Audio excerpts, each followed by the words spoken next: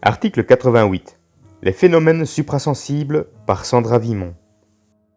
Au cours de leur vie planétaire, certains individus seront appelés à vivre différents phénomènes suprasensibles. Ceci peut inclure des visions astrales ainsi que des symptômes physiques ou psychiques. Ceci sont un piège pour l'ego naïf qui a besoin de croire, car dans ce contexte, il se produit une prise en charge de la conscience de l'ego par des entités, d'où le maintien de l'individu à l'intérieur d'une conscience involutive. Explicitement, les phénomènes suprasensibles ne sont donc pas des expériences à rechercher par l'individu, même s'ils apportent à l'ego un sentiment apparent de plénitude. Les phénomènes suprasensibles sont caractérisés par un accès à des formes qui sont fortement susceptibles de faire vibrer un ego à leur miroitement.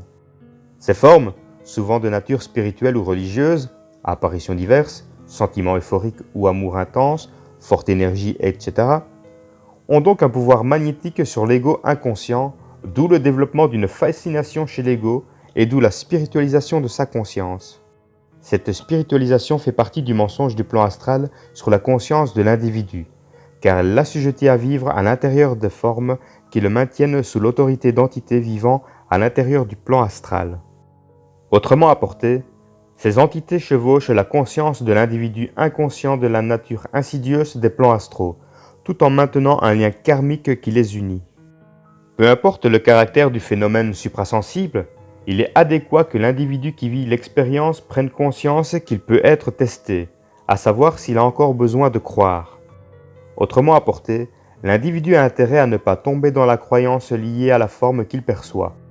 Ceci dit, l'individu a avantage à étudier la forme afin de comprendre son expérience et voir si celle-ci l'amène à subordonner sa conscience à une autorité autre que la sienne via la croyance. Ainsi, le fait de se regarder aller lui permettra d'éviter d'attribuer des valeurs qui ne sont pas réelles aux expériences traversées. Enfin, l'élimination de la croyance chez l'individu lui permettra de voir à travers les subterfuges astraux créés via les phénomènes suprasensibles. Puisqu'il ne croira plus les pensées qui entrent dans son mental, une rupture des liens karmiques avec les entités qui siégeaient en sa conscience se produira.